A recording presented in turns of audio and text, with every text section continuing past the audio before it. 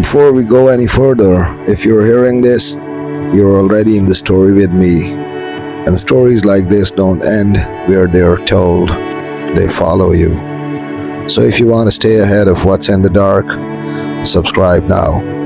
Because once you hear enough of these stories, you start to realize something important. It's not just me telling them, it's something out there trying to be heard. I took the security job because it seemed easy. A quiet self-storage facility outside Phoenix, Arizona. 12-hour overnight shifts, no customers after 10 p.m. Just me, a golf cart, and rows of storage units stretching into the darkness. The manager, a tired-looking guy named Rick, gave me a tour on my first day. Everything seemed normal until we reached the back section, rows I through M, the oldest part of the property. Rick stopped in front of a rust-colored unit, 113. The number was faded. The lock looked newer than the door. "One thing," Rick said. "What's that?" "If Unit 113 is open during your shift, lock it and move on." I laughed. "That's the big rule?" He didn't laugh back. "Just do it." For 3 weeks, nothing happened. I drove the cart, checked locks, watched Netflix, collected a paycheck. The facility was so boring, I started bringing books. Most nights I never saw another man being. Then came Tuesday, the hottest day of the summer. Even after midnight, the air felt like it was coming from an oven. Around 2:07 a.m., I was making my rounds when I noticed something strange. A door standing open near the back section. My headlights swept across the number 113. I sighed. Somebody must have forgotten to secure it. I parked the cart and walked over. The metal door was raised about 2 feet. Darkness filled the space beyond. I grabbed the handle and froze. Cold air drifted out. Not cool air, cold, like a refrigerator. In Arizona, in August, at 2 a.m., I stared into the darkness. The unit should have been empty. According to facility records, nobody had entered 113 in years. I lowered the door, the lock clicked shut, problem solved, or so I thought. At 2:41 a.m., the security office phone rang. I answered. Nothing, just static. Then a man's voice, very faint. "Is it open?" I frowned. "What?" "Unit 113. The line disconnected." I checked caller ID, no number, just incoming call. No details, no record, nothing. A strange feeling settled into my stomach, but I convinced myself it was a prank. Maybe another employee messing with me, maybe Rick, maybe somebody watching the cameras. I finished the shift and went home. The next night, Unit 113 was open again. This time, the lock was still attached. The door had simply been raised, like someone opened it without touching the lock. I parked and approached carefully. The cold air hit me immediately, stronger than before. Then I heard something. Movement. Inside. A scraping sound. Slow. Metal against concrete. I backed away. My radio crackled. Rick's voice. 113 open again. I nearly jumped. "Yeah." Silence. Then, "Don't go inside." That got my attention. "What is that unit?" Another long pause. Then he said, "I'll explain tomorrow." The radio went dead. Tomorrow never came. Rick didn't show up. His phone went straight to voicemail. The facility owner said he'd called in sick. Then another day passed. Still nothing. No Rick, no explanation. By Friday night, I was alone again, and at exactly 3:13 a.m., every security camera in the office went black. Every single one, except camera 14.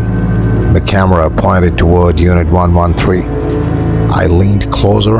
The door was open, wider than ever, and someone was standing inside, tall, motionless, watching the camera. The image quality was terrible. I couldn't make out a face. Then the figure stepped forward. The screen filled with static. Something hit the office door. Bang! I jumped from my chair. Another impact. Bang! The building shook. I grabbed my flashlight and looked through the window. Nothing outside. The parking lot was empty. Then the security monitor flickered back on. Camera 14 again. Unit 113. Open. Empty. I don't know why I did it. Curiosity, maybe. Stupidity. But I grabbed the facility keys and drove toward the back section. The entire property felt wrong. Too quiet. Even the usual highway noise seemed gone. When I reached Unit 113, the door was fully open. The cold pouring out felt impossible, like standing in front of an industrial freezer. I shined my flashlight inside. The beam disappeared into darkness. The unit looked much deeper than it should have been. Storage units are only about 20 feet deep. This looked endless. Then I noticed footprints, fresh footprints, leading inside and not coming back out. My radio crackled. A voice whispered, "Help me." Not Rick, not an employee. The voice sounded terrified. Then again, "Please." I should have left, I know that now. Instead, I stepped inside. The temperature dropped instantly. The flashlight beam barely worked. The darkness seemed to absorb it. I walked maybe 10 feet, then 20, then 30. The entrance behind me should have been visible. It wasn't. The storage unit was impossible. It kept going. Concrete floor, concrete walls, no end. Then I found something, a folding chair, old, dust-covered, and beside it, a security badge. I picked it up.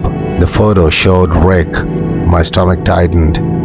The badge looked years old. Not weeks, years. Then my flashlight hit another object, a second chair, another badge, different employee, then another, and another. Dozens, security guards, managers, maintenance workers, every badge covered in dust, like they'd been sitting there forever. The radio came alive again, this time with Rick's voice, loud, desperate. "Do not keep walking." I spun around. "Rick?" His voice broke through the static. "If you hear someone behind you," the transmission cut. Footsteps echoed in the darkness behind me, slow, heavy, approaching. I turned my flashlight. Nothing. The footsteps continued. Closer, closer. Then a voice spoke from directly behind my shoulder. "I thought you were him." I ran. No thinking, no questions. I ran. The darkness seemed to shake around me. The cold intensified. Something moved behind me, fast. Much faster than human. I could hear it gaining ground. Then suddenly, I saw the entrance, a rectangle of moonlight. I sprinted toward it, dove through, hit the pavement outside, and rolled. The storage door slammed shut behind me with a deafening crash. The police came. They searched Unit 113, found nothing, just an ordinary empty storage space. 20 feet deep, concrete walls, no chairs, no badges, nothing. The owner swore nobody had ever disappeared there. Then I asked about Rick. The owner stared at me, confused. "What Rick?" "The manager." "There hasn't been a manager named Rick here." He showed me old employee records. The last manager with that name had vanished in 2014, 12 years earlier, during an overnight shift. His disappearance was never solved. I quit the next morning, never went back. For months, I convinced myself exhaustion caused everything. Heat, stress, imagination. Then last week, I was cleaning out my garage. An old storage facility radio fell from a box. The same model we used at work. I hadn't touched it since I quit. The battery was dead, completely dead. Yet as I walked past it, the speaker crackled. Static filled the garage. Then a familiar voice whispered, "Good." It was Rick, and he sounded relieved. "Unit 113 is closed again." The radio went silent. A second later, another voice came through. One I had never heard before. Calm, patient, very far away. It asked only one question. Is the new God there yet? Subscribe for more stories.